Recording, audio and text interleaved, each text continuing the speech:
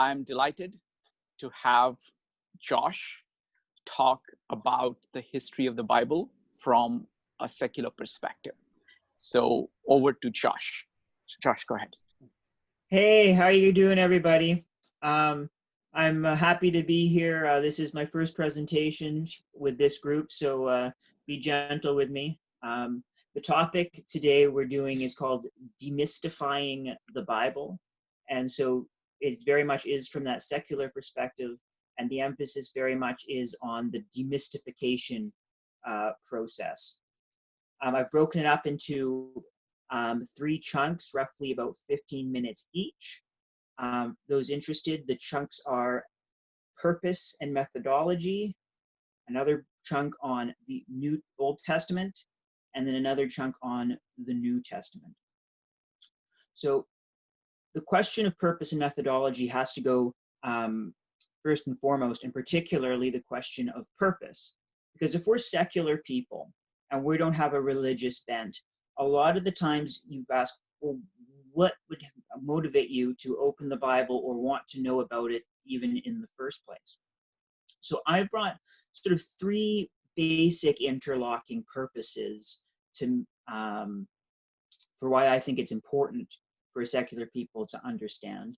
The first being that it's got a significant cultural influence. It's very difficult to understand the Western canon if you don't have some basic grasp of the Bible. The other one is there's rampant misinformation. I think the Bible is probably the best sold book in history, but it's also the most hotly disputed and often misrepresented book in history by people of all sides and all persuasions.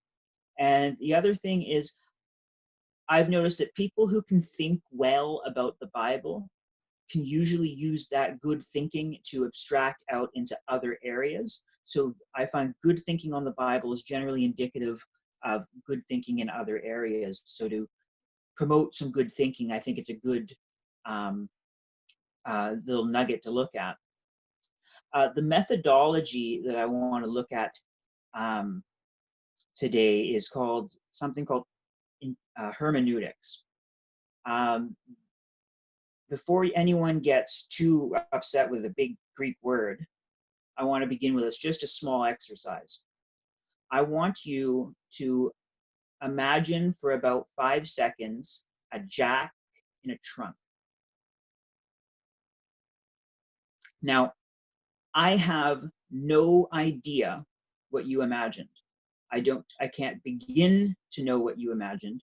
I have a guess as to what you imagined. I imagine that my guess is that you imagined a jack for lifting a car in the trunk of a car, because your cultural conditions are that you are around cars quite often, and jacks for lifting cars are contextually appropriate for cars. However, you could have imagined a playing card jack in the trunk of a tree, and you could have imagined a pickup jack in the trunk of an elephant. This is the problem of interpretation. Anytime you approach a text, or you approach life or a conversation or any bit of language, you are separated by it through your own interpretation. So there are 2 major forms of interpretation, which is eisegetic interpretation, is when you take your culture and your understanding and impose it into the text. The line jack in a trunk on its own can only be interpreted eisegetically. There's no surrounding context for it. But what we try and do if we're trying to demystify or be objective about things is do something called exegesis, where we look at the surrounding context in its sort of native environment and interpret it in light of that. So hermeneutics basically is a subset of epistemology, which is itself a subset of philosophy that deals with knowledge. So hermeneutics is one theory of interpretation within that philosophical structure. So if you know where it sits, you can think about it more clearly and methodologically, and so you sort of know where you're sitting on that. The hurdle that you have when you think about the Bible is it's interpreted in so many different contexts. The Protestant reformers thought about it one way, the Roman Catholic Church thinks about it another way, the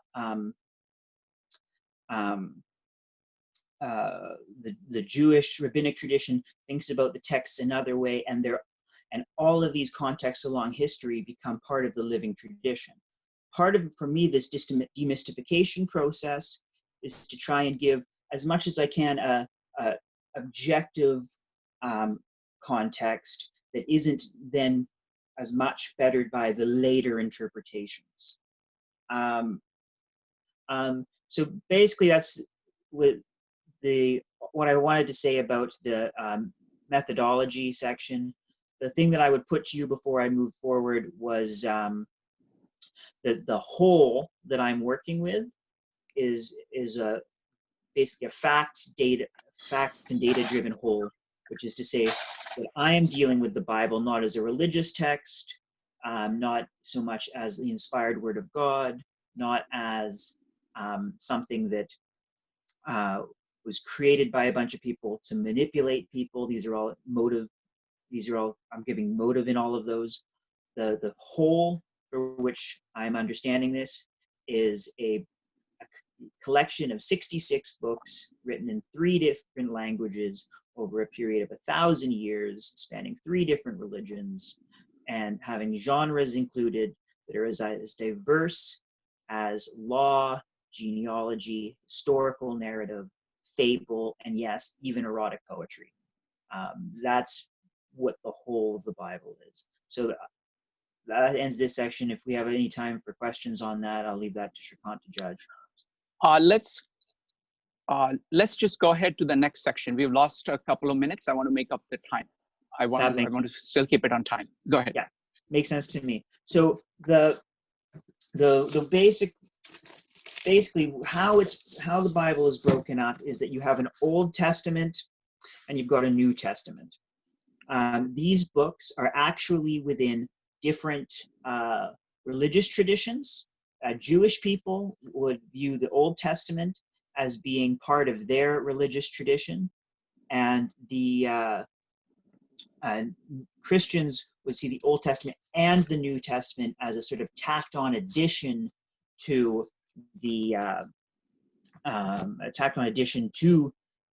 Jewish scriptures to form one complete work.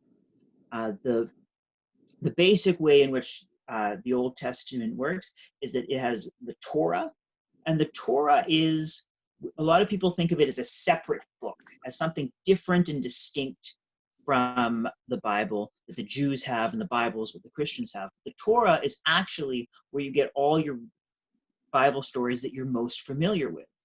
Adam and Eve are from the Torah, Moses are from the Torah, Noah's Ark is from the Torah. So you've got this section of book that actually, in many ways, predates Judaism, and it exists in a more proto-Judaic scenario where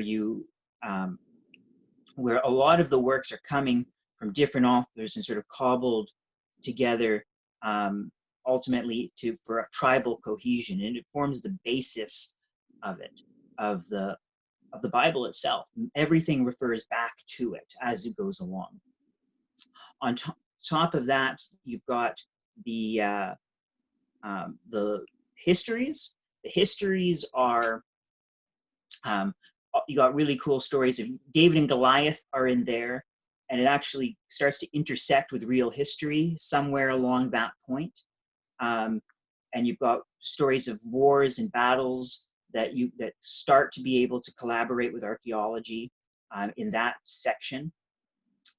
You got a section of poetry or wisdom, which is poetry and sayings. So if you've ever heard the old Calvinist expression, because that's where we generally hear it from in our culture, spare the rod and spoil the child, that comes from there.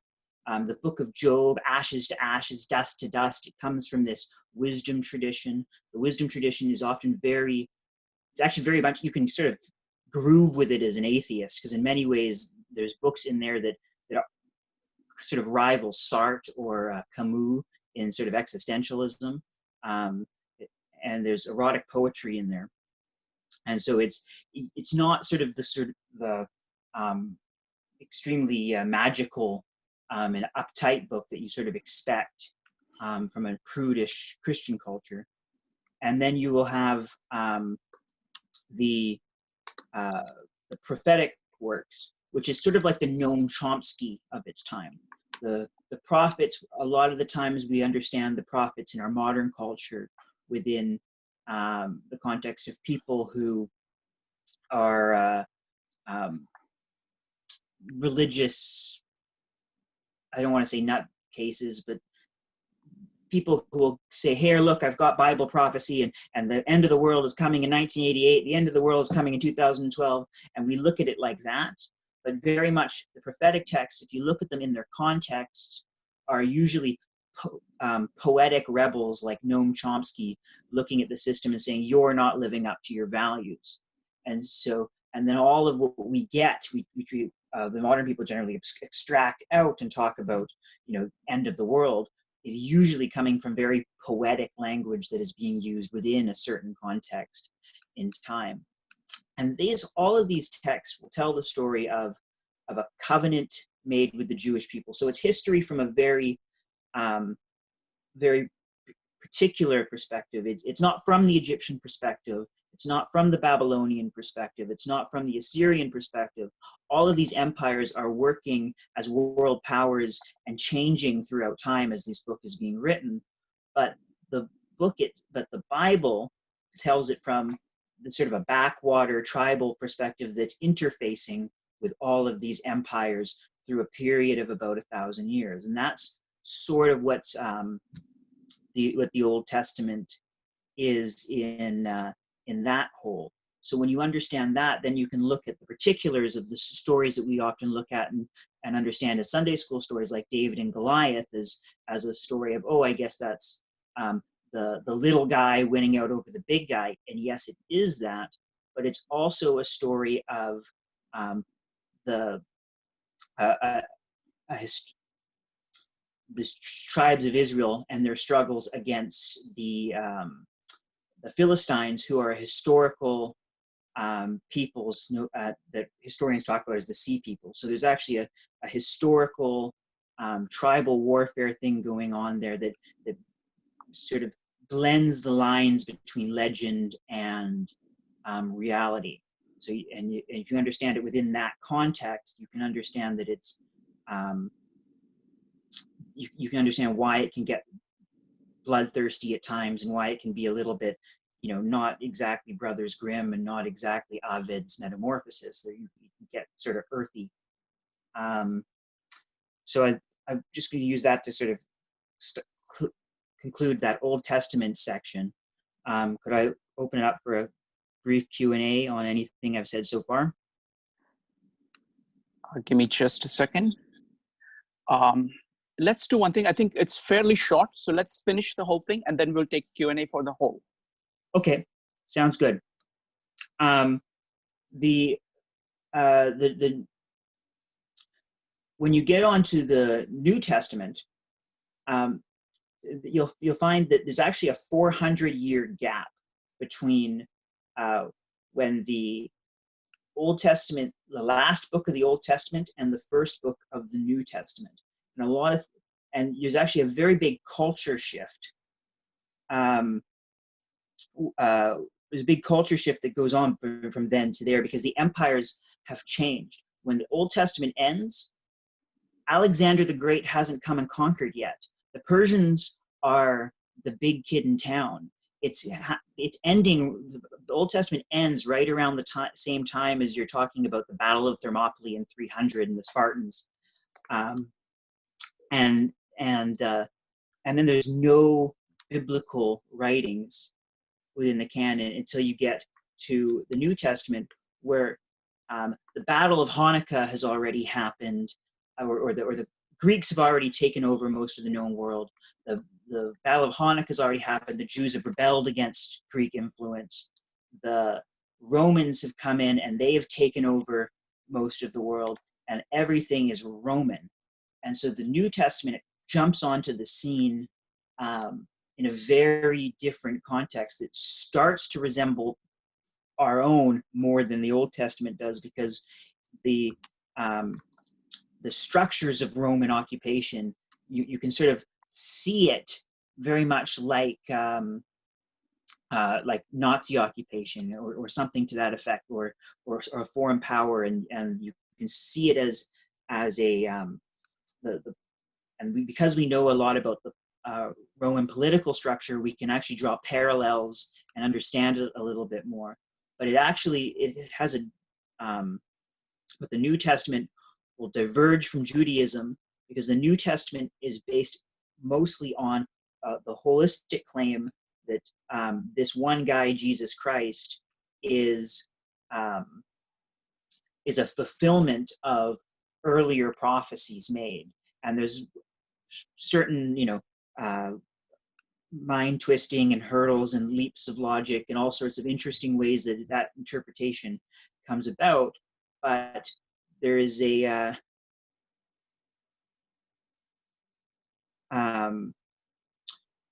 this comes about, but the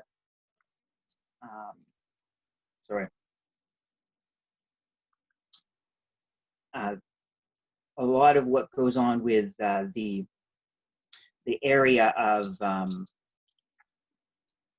sorry, I lost my train of thought. Josh, just start over. Okay. The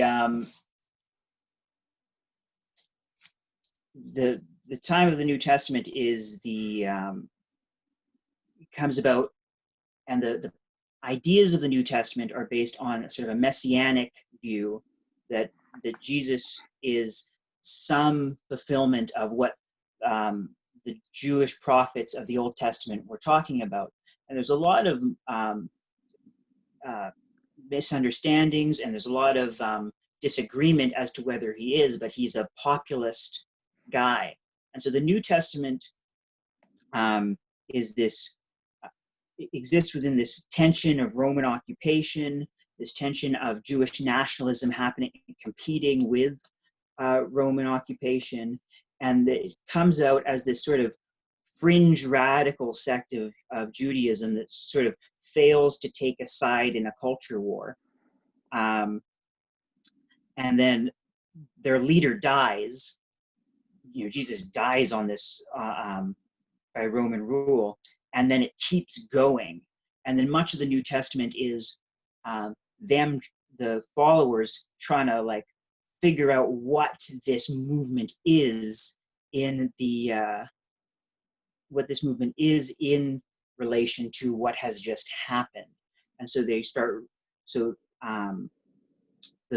immediately the followers of Jesus start trying to write down and solidify what the story is. And so that's where you see the Gospels, Matthew, Mark, Luke, and John, is this solidification process that comes about in the 60s and 70s, and I mean the literal 60s and 70s, about 40 years after Jesus. They start writing this stuff down and saying, these are what the stories are. A lot of the New Testament exists as personal letters. A guy named the Apostle Paul starts writing to all of these churches and saying, this is what we're about. This is what the crucifixion and death of Jesus means. It means there's salvation for people. It means that not everybody is, not everyone who is born a Jew is a Jew inwardly. So there's this universalizing effect. That's the major contention, is that in the New Testament there's a universalizing effect of Judaism. It takes a lot of Judaism and says it's for non-Jews as well as for Jews, and then they have to work out what all of those differences are and what applies and what doesn't. And so it becomes a whole lot of internal politics on that. But it's very much about rehabilitating a old Jewish God into what is now a pluralistic society, and that is imposed by Rome, and trying to understand it within the context of the civilization that's had, and a lot of the personal experiences that they have had within their movement. And so that's sort of what the New Testament is. You've got the Gospels, which tell the story of Jesus. You tack on a book called the Book of Acts, which tells the story of the early church, basically the early movement afterwards. Then you've got about 21 personal letters from different church leaders writing to each other, explaining, how you got it wrong or how you got it wrong. And that's where a lot of our, a lot of what we say comes from the Bible comes from these letters. A lot of the pithy statements that we make come from here. And then you've got this thing tacked on to the end called the Book of Revelation, which basically has had no universal agreement on how that should be interpreted ever. And it's got a whole bunch of interesting imagery that it takes imagery from the Old Testament prophets and then rehabilitates them in a sort of Avengers-like fashion. If the Bible's the Marvel universe, then the Revelation is like the Avengers, whereas all of the Old Testament prophets would fit in as the kinds of like Captain America and Iron Man and so on and so forth. And then boom, there they are in the Avengers, all intertwining in interesting and complicated ways. Yeah. So the whole yeah, Thanos is the Antichrist, absolutely. So the whole Bible itself, it doesn't have this static history. It's not. It wasn't. No one person sat down and wrote it. It spans all of this time. It spans a couple of religions, and its historical contexts will change as it goes along, and will be meeting the needs of each segment of time that it's in. And so that's what makes reading the Bible a very hard thing to do. So I'll open up for questions. Excellent. Josh, thank you very much. And folks, sorry for this interruption, but this is a part of being an open society, being, these are the kinds of things that we face when we do meetups in public space in New York. For the past 4 years, we have had all kinds of problems and we have to deal with it. Handling the problem online is a lot easier than handling the problems of unruly people in person. So, so I'm going to upgrade the kind of the security maybe a little bit, but I don't want to go crazy on that because I don't want to stop legitimate people for coming in. I've been trying to look at the waiting room and some of the regulars who are there, they're coming in.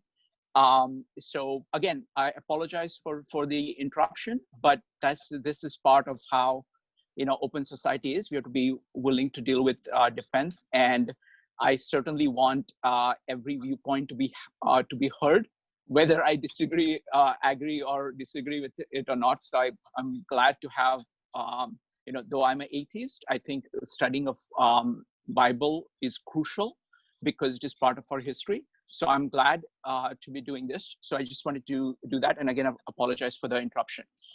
Now, there are a couple of people in the meeting who have spent a lot of time, thinking about it. So Josh, I'm going to give a couple of minutes to Skip and George to comment on their approach to studying Bible, if they have any kind of recommendations, and then we will open it up for a question. Is that fair? Beautiful. Sounds good. Okay.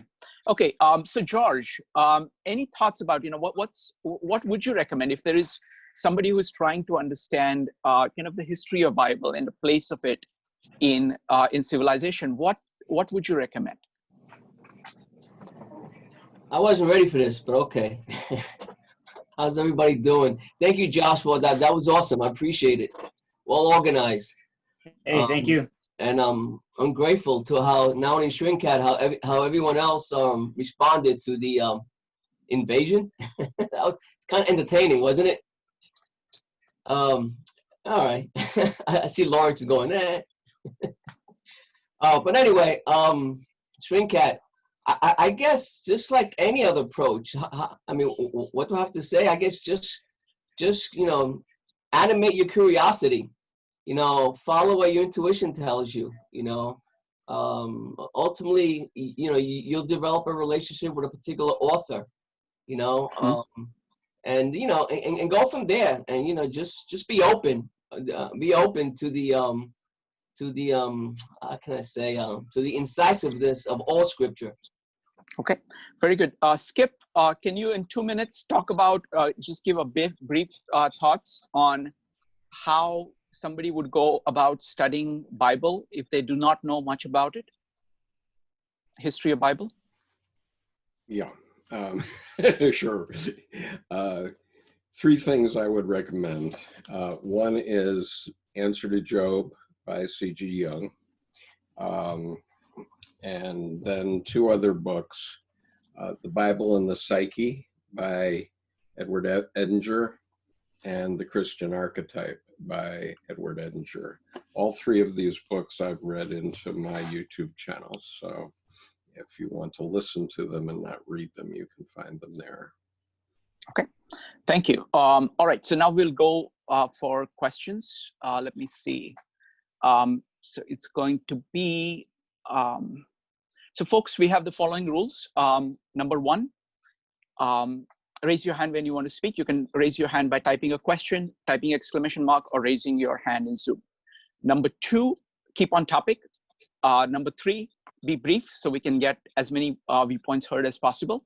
And number four, be courteous. Feel free to disagree with anybody on anything that they say. Be candid about what you think, but do so courteously. All right, so with that, it's going to be Steve first, then Michael, then Zeno, and then Ayala. Steve, go ahead. Sure. Thanks, Shrikant. Thanks, Josh, for your presentation. Thanks, George. Thanks, Skip. I'm always looking for new ways to understand the Bible. My personal background is I grew up Catholic, and, everything for me personally was literal, I think, not because of my Catholic background, but because I read a lot of the Bible as a child. And I didn't really have the frame of mind to understand metaphor or exegesis. So it was what it was. If the Bible said something, that's what it was. So what I would forward to you, I guess I'm interested in both studying and teaching. There's been a lot of debate over the past 20 years or so, if not much longer, as to whether or not we should teach the Bible in school. And I've had different positions on it in my life. But when you come to understand a more hermeneutical reading of the Bible, it seems to be a lot more advantageous. I think that there's a lot that could be weaned from studying the Bible that way, even if you teach it to children. So on one level, we've already kind of addressed ways to understand the Bible from a secular perspective. What do you think about teaching it from a secular perspective? Would it upset the evangelical base in this country? Do you think that there are more lessons to learn? Do you think that there are philosophical lessons to learn? I see a lot of potential in it, but I see a lot of potential debate too. We don't really teach philosophy until you get to university. A lot of people don't have the pleasure or the privilege of going to university. Would there be a lot that you could kind of sneak in if you taught a secular perspective of the Bible? Would the cost outweigh the benefits? What are your thoughts? Okay. You were talking, your question originally seemed to be going in one direction, and then it veered off into another direction. So I'm going to try and answer both a little bit. What would you go after? Two parts. First question I heard you sort of say is, what would you go after to try and understand the Bible from a secular perspective, sort of hermeneutically and in its context? I would look up a guy named Bart Ehrman. I've gained a lot from him in just understanding. You won't find a better Bible scholar. He can take apart the history and explain dates and dating methods and why things are the way they are, in understanding, what the Bible is in itself, as much as one can do that from a relatively objective standpoint. But then the other question was more social, was more of a social question and a political question. What do you think about teaching the Bible in school? What do you think about teaching the Bible? How you could do it? Should you do it? I'm of mixed minds of that. I think if someone is going to approach it from a literary perspective, I think it's good can come of that. I think I did a lot of my learning to think through studying the Bible, and then I've gone off in other directions. I think that there are connections like the separation of church and state, and a lot of our views of liberty come from a very a bottleneck of Calvinism, a certain Protestant way of interpreting the Bible, and that's my view of history on it. But I think that there's a lot of things that can be gleaned from the Bible, but as a public policy, teaching it in schools becomes a bit of a dodgy thing. Not because I don't think it would be a good idea. I think biblical literacy is a good idea. One of the issues that I have around it, though, is to what degree does a teacher take it as a personal axe to grind? And even more than that, what are the backlashes amongst the parents? That becomes much more of a question on that social level. Yeah, I hope I answered your question there. Okay, next question is from Michael. So it's going to be Michael, Zeno, Ayala, Lawrence, Chachi, and Abhinav. Michael, go ahead.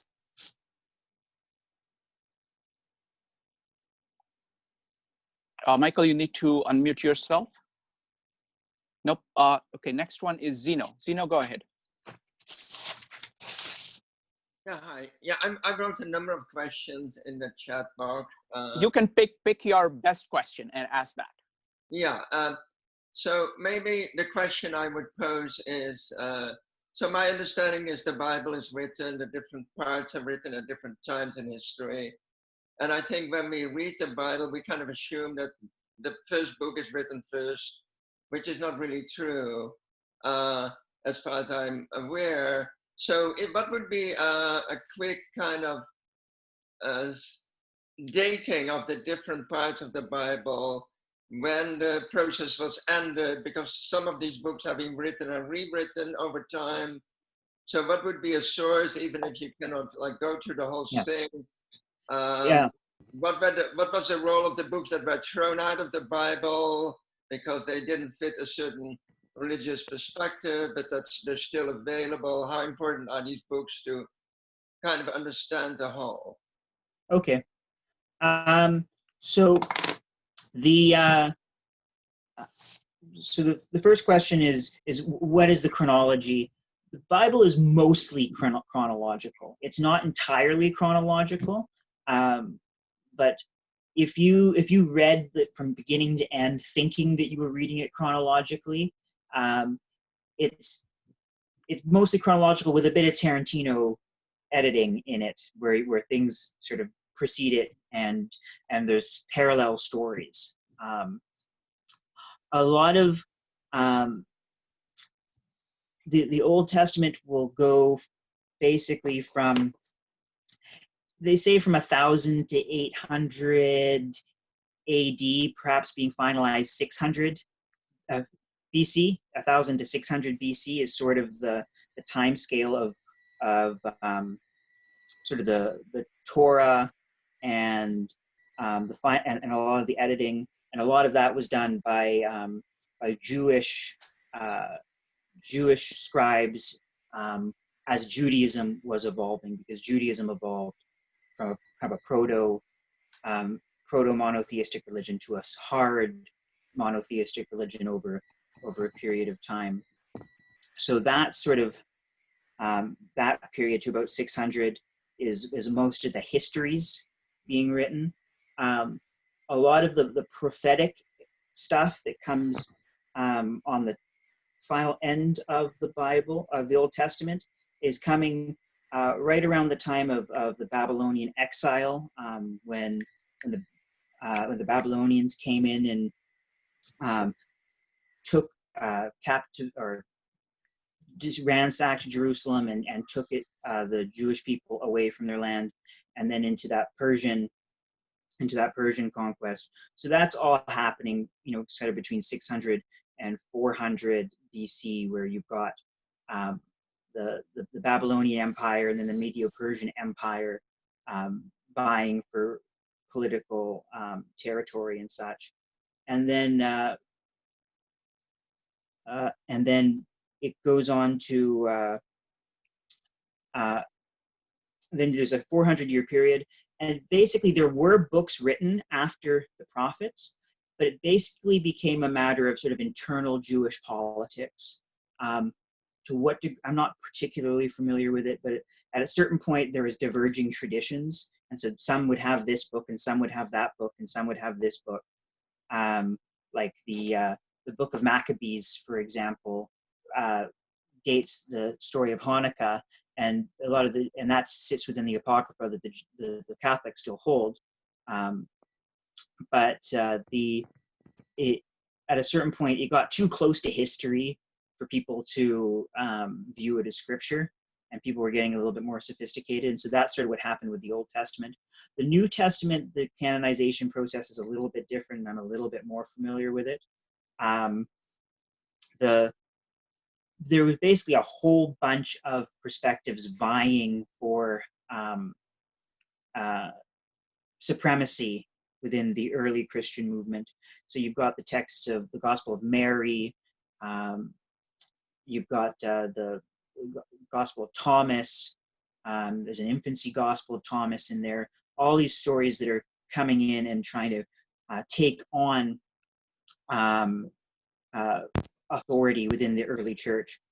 Basically, what ended up happening, the short version of how that got sorted out, was the early church fathers noticed that there was a Gnostic movement, where anything that became Gnostic, and Gnostic is based on knowledge, anything that made the idea of Jesus to transcend into your head and out of this world, and that the matter of the world was considered bad, and the rational was considered good. Anything that sort of smelt of that doctrine got wrong. And then the other criteria was anything that there was a lot of pseudepigraphal things going on. Like, what I mean by that is people would write epistles and gospels using the names of famous people within the church, and so, haha, if I say that I'm Peter and I'm writing a Gospel of Peter, then then I can put my theological agenda into what's going on. And so a lot of the editing process was trying to take as many of those pseudepigraphal stuff out. So even the earlier church scholars were actually trying to engage in some of that scholarship to edit out books that weren't written by eyewitnesses, that didn't have connection to the early apostles. Now, to what degree that actually happened, I think most secular scholars agree that there are books that are still within the New Testament as it stands that are pseudepigraphal. That is to say, they do have claimed authorship that doesn't belong to them, like 1st and 2nd Timothy, for example. Most scholars think weren't written by Paul, even though it says it's written by Paul. But despite that, that was sort of the weeding process to try and make the long story short. Okay, next up is Ayala, then Lawrence, Chachi, Abhinav, George, and Canada Joel. Ayala, go ahead. Yeah, thank you very much, Joshua. That was the best analysis that using logic and rationality of something that is supposed to be sacred and tabooed by many people. So thank you. I see what is important looks like in the Old Testament, and I'm coming from the Jewish Old Testament as I have studied it story by story from first grade on. It was a must in school in Israel. So historically even, it's inaccurate. However, I thought it's very interesting as a folklore. And if we are to teach it in school, according to the, responding to the previous questions, that's the way I think it should be taught, as folklore, as teaching something about the culture of the time. Morally, it is important to demystify it. Especially today, we talk about racism, slavery, the status of women, objectifying women, and so forth. So to understand that it's not, to not attribute to that a moral imposition, also sacredness, and to not attribute to the prophets and the leaders of the time any role model status. So teaching it, I think, is important if we could depoliticize religion from state again, or from science and secularism. So what do you think about teaching it as in cultural study, in art, as folklore? Yeah, I'm very much in favor of it, as long as it can be and remain demystified in that way, and depoliticized in that way. The moment it does get so, then that's where I have my issues. And it's interesting that you're absolutely right when you say that a lot of the stories are folklore, and that's the right way of conceptualizing them.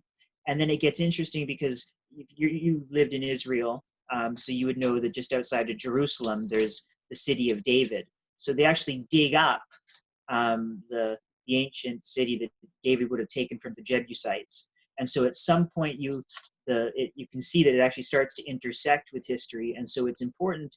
I think it's a very good and important way of training the mind to understand how the human mind has both of these things going on. You've got folklore, and then you've got history that you elaborate on and emphasize, and then turn it into legend. So the story of King David is not history, but it's not mythology either. So I think, especially in a place like Israel, where it's all so close to you, as much as you can demystify and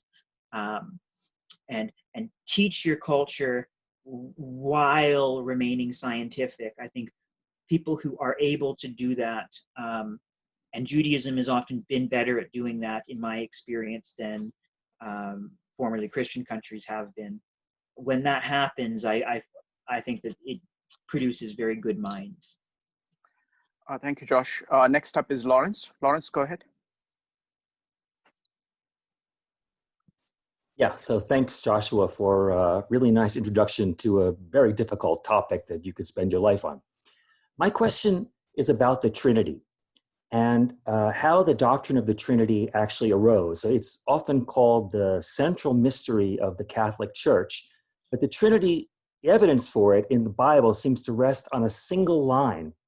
So my question is, how do you feel that the idea of the Trinity arose? And then what do we know about the text being changed over the centuries as it was copied by scribes over and over? Yeah, that's a very interesting question. I'm hoping I'm getting this right. The text is 1 John 3:15, and it relates to both those questions. It was one of that's a verse that you will find different in the King James than you will in any modern translation, and not because of the translation tendencies, but you're going to find it different because of the source text being used. And so a lot of scholars say that the source text being used by the King James was a later text and corrupted by later scribes, whereas now modern translations will try and go back to earlier texts and try and edit out that error, and that and the meaning of that. And that text is the only text that ever explicitly mentions the Trinity in the Bible. It's in 1 John 3:15, I hope. I hope I'm not getting that wrong. Then there's other texts within the New Testament, like 1 John 1:1, no, not 1 John, John 1:1, in the beginning was the Word was with God, and the Word was God. That line, that line is used, and people try and infer that there's a Trinity going on there, and so there's a lot of verses that seem to have Jesus being treated as God, and so people tried to logically make that work, and so the Trinity was the doctrine that they eventually settled on, and that was only canonized in 325, the Council of Nicaea. People often think that the Bible was written in the Council of Nicaea. It was not. The only thing that was on the agenda for the Council of Nicaea was how does the Trinity work, and there was other opinions on the ground, but the Trinity was basically the dominant view of how to reconcile texts like John 1:1 and others. So how could there only be one God if Jesus is God and God is God? And that was just their solution to the Trinity. So it's an evolved doctrine rather than a super early one. Next up is Michael. Michael, go ahead. All right. Thank you very much, Joshua and Srikant, for putting this whole thing on. I did have a question. So I look at it from the perspective of someone who I enjoy studying the Bible as a hobby and just learning more about it. And also because a lot of my friends are Christian, so it's a big topic of conversation. But my question for you, Joshua, is two questions. The first one is, which academic or scholarly resources would you recommend for studying the Bible? And the second one is, which translation, in your opinion, is the best for studying the Bible? Thank you very much. Those are both very great questions. I would, for the New Testament particularly, which is what I'm more familiar with than the Old Testament, I would recommend looking up a guy named Bart Ehrman. He writes both at the academic and at the popular level, and he's a very good way of putting bringing it from the scholarly to the layman without compromising on rigor. The other one is I look at N.T. Wright. He's also a very good scholar of the New Testament. He's religious, but he is so he's not secular, but he's a very good scholar. So I think if you read those two in conjunction, you'll get a very good idea of what's going on in the New Testament. The Old Testament, as far as really good scholars, there's not a lot that I'm aware of. It's not something I'm as familiar with. A lot of what I picked up, I sort of picked up in bits and pieces wandering around Jerusalem for 3 months asking questions. So to actually give a source or a book that I would recommend on that, I don't have the experience of going into the Old Testament in that way. So as for translation, there's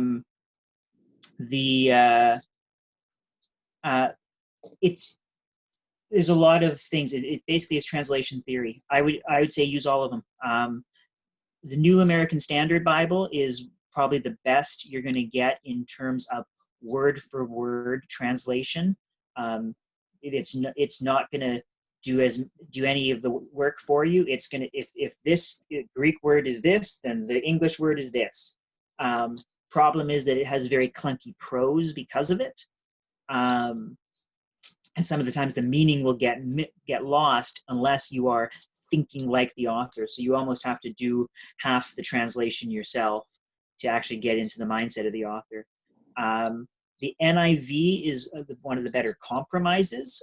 Some of the translations become a little bit subject to an opinion as to how it works. But if you're going through it on a first pass, I would recommend using an NIV.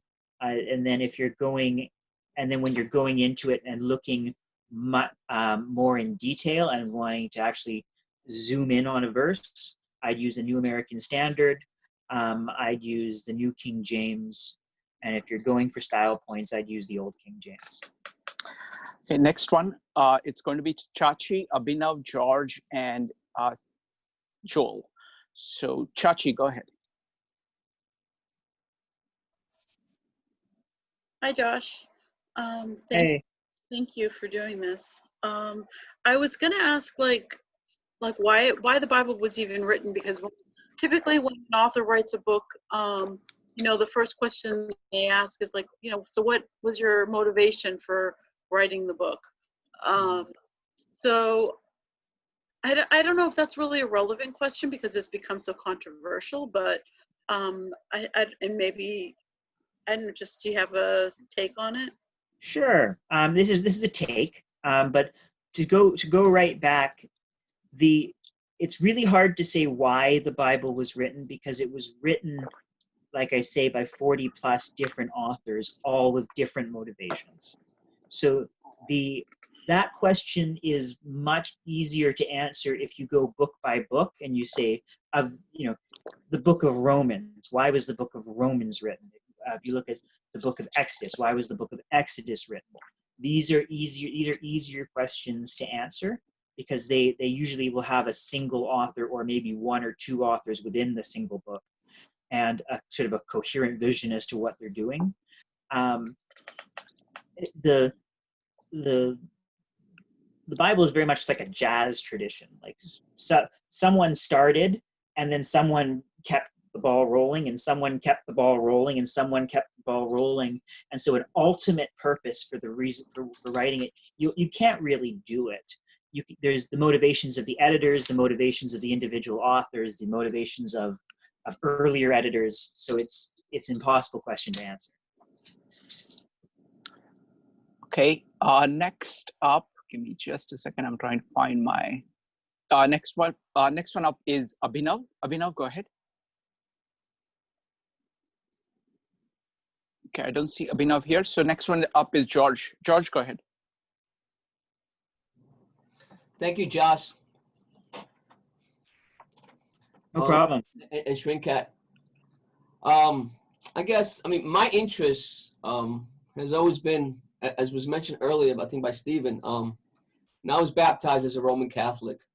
And then subsequently as a teenager, you know, I rebelled and stuff like that. And a lot of questions emerged, you know, from those experiences. And I've always been attracted to the proto and early Christianity material, you know, both canonical and non-canonical. However, that's not my question. Okay. My question has to do with the evolution. And now I'm hesitant to ask you because of your earlier comments, but I'm going to ask it anyway. Regarding the evolution of the Tanakh, the Hebrew Bible. In particular, I was wondering if you could talk a little bit about the synthesis that occurred between the E text in the Northern Kingdom, the J text in the Southern Kingdom, and then, you know, the Babylonians, folks when they came back, and then how ultimately the Septuagint, the Greek version, emerged. So I was wondering if you could talk about that, you know, as best as you can, you know, the evolution of the Tanakh in particular. Okay. That is a very good question, and it is. I'm going to dance around it because it's beyond my expertise. But I'm going to.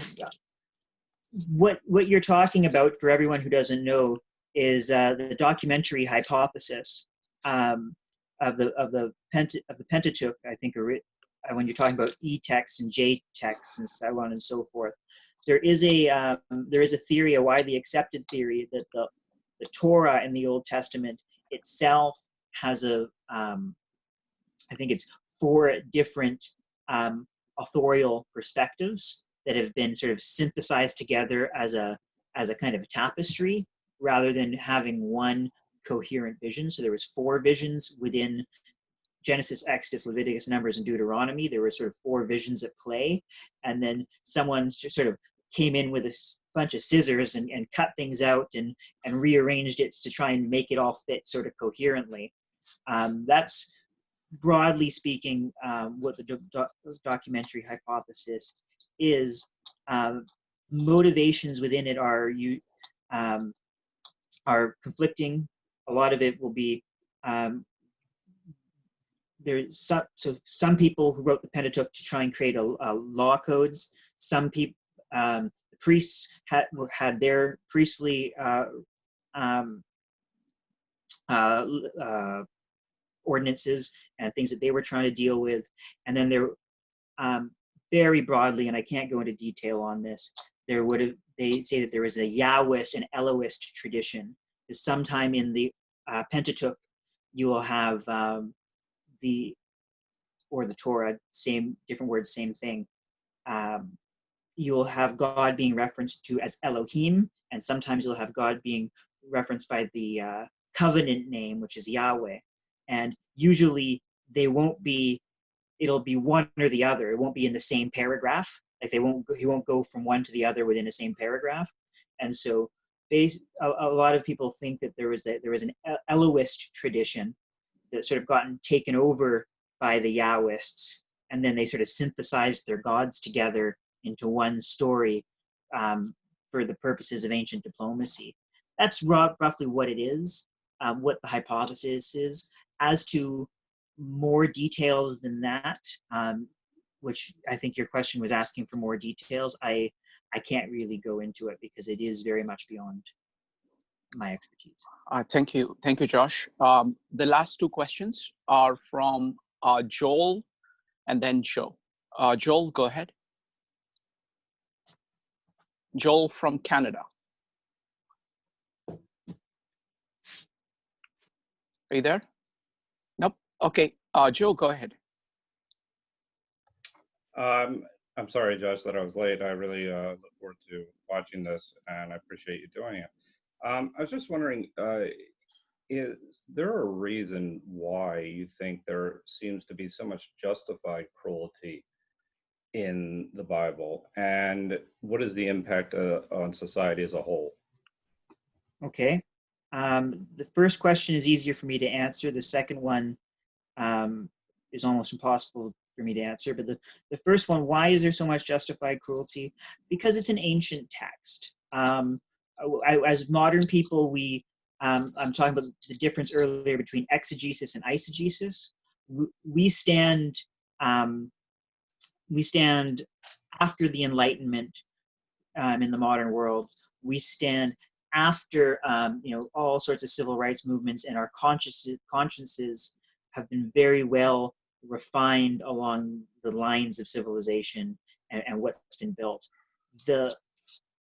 A lot of the brutality is happening and being written about in a time that very much predates the moral sensitivities that we have today. So the idea of, say, taking war brides from the tribes around you, why is that bad? It just doesn't seem to be bad from a sort of a common sense perspective, unless you've had sort of refined moral sensibilities.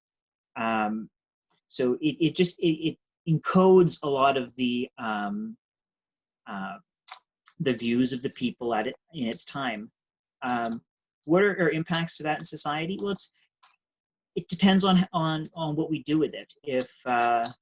If we go in and try and replicate, and we think that we have to replicate the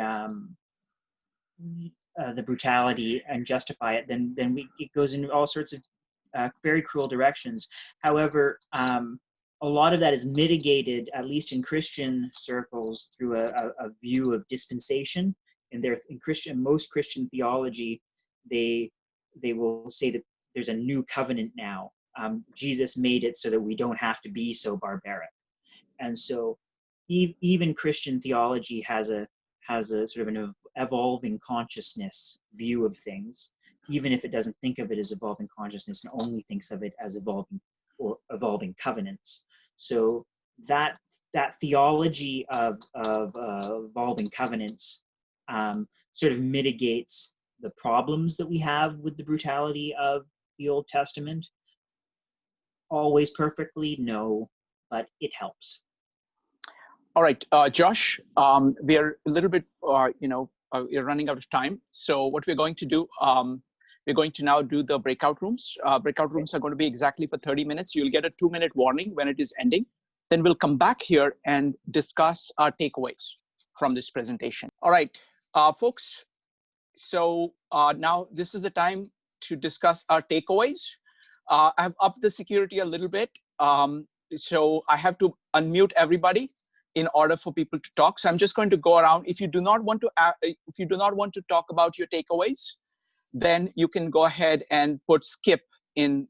You can say skip in chat. So then I'll not come to you. But feel free to and when called upon, just give very brief takeaways, maybe 1 minute or so, because we have a meetup coming up at 2:30, and people will start coming in for that. So I'm just going to go around. And let me see. First one is 13. 13, do you have any takeaways? Well, yeah, I think one of the most interesting thing that I sort of realized is that there was so many different variations of this simple, of this text, and there's more questions than answers.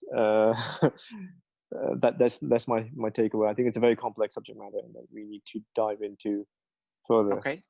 Yeah. Thank you. Next up is Ayala. Yeah, it was very interesting, and I was cut in the middle talking about tribalism and how the Bible has reinforced tribalism. Mm-hmm. Yeah, and we agreed that it was written by, there were different motivations. Some of it is to write folklore and document history, but my claim was that most of it was political. And it was like a constitution that was written by the priests of the time, at least the Old Testament.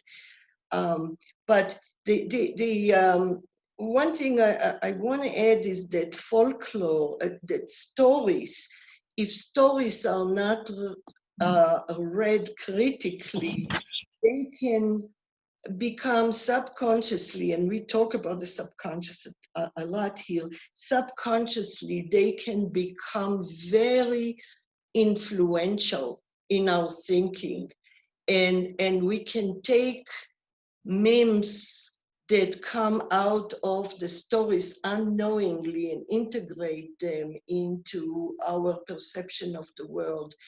And that's why I have a problem with uncritical teaching of Bible stories.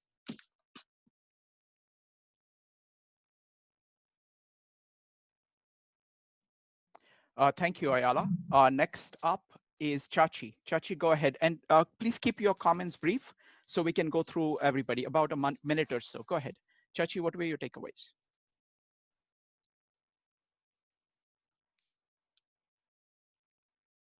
Oh, Chachi, sorry, my mistake. Sorry, Chachi, not used to this next level. Sorry. Go ahead. No, nothing. Okay, next one up is Clint. I'll skip, thank you. Okay, next one up is Dave from Tacoma.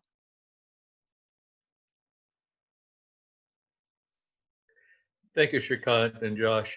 Yeah, to me, religion is a natural thing. People trying to understand where we came from, and if there's a protector up there. But as people said, that we're tribal, but we're interacting, and it's now becoming a problem, finding ways to objectify the others. And then we talked a little bit about whether we should teach in schools or not. Thank you. Next one up is David. David, go ahead. Hi, yes. So as I said, with Ayala and Jose and others, very interesting discussion about the origins of these books and about how, the purpose of writing this. for that stories are so impactful on us, and I mean, one can look at Jordan Peterson, that his proposal that this is the best set of stories that survived amongst different groups that actually helped for the culture to survive. But these books were created in many different ways and evolved, such as previously, and at least the Tory had the Book of Wars, the Book of Names, a bunch of other things that have been woven together with different purposes at different times, different audiences, and reasons for writing these books, and now exist for our own understanding of it. Okay, next up is Jose Martin. Go ahead. Yeah, can you hear me? Yeah. Yes, go ahead. So my takeaway was simple. I was in the same group with Ayala and with I think it was David and Joel.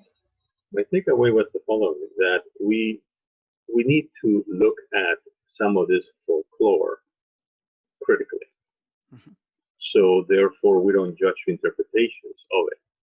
Now, the real question for me is, that's nice to say when you have some level of cognitive capability after 20, 25, 30 years of life. The question is, what do you do with the kids? You cannot ask the 5, 10-year-old to critically analyze a document, a book in the Bible. That's all. Okay, thank you. Next one up is Joe Bullock. Go ahead. Yeah, I mean, we briefly just discussed why people gravitate towards the Bible and the translations and intentions behind, and the contextual information that throughout history. But we also touched on the idea of the importance of dialogue with religious people in the sense of understanding perspective, and why that they're abiding by this in a textualist sense, and the idea that it was also political, and it's a source of used as a source of power, is another aspect of it that perverts any kind of positive feedback from this, from the Bible in certain cases, but those are our takeaways. Thank you. Next one up is Lee. Lee, go ahead.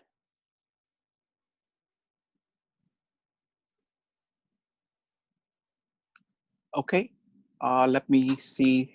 Next one is Martha. Martha, go ahead.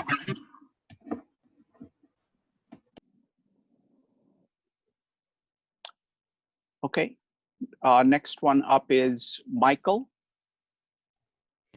Yeah, I would say so. Basically, I was in the same group as Jose and Alaya, and that whole thing. And we talked about like why the Bible was written. That was a big part. And one of my takeaways from it was understanding why certain books are written, and also being able to read something in context is very important, because somebody can take a document, take it out of context, and actually do it in a way that does have detrimental effects. So taking a document and analyzing it and reading it in its full context and having an accurate understanding of its message, for me, is very important.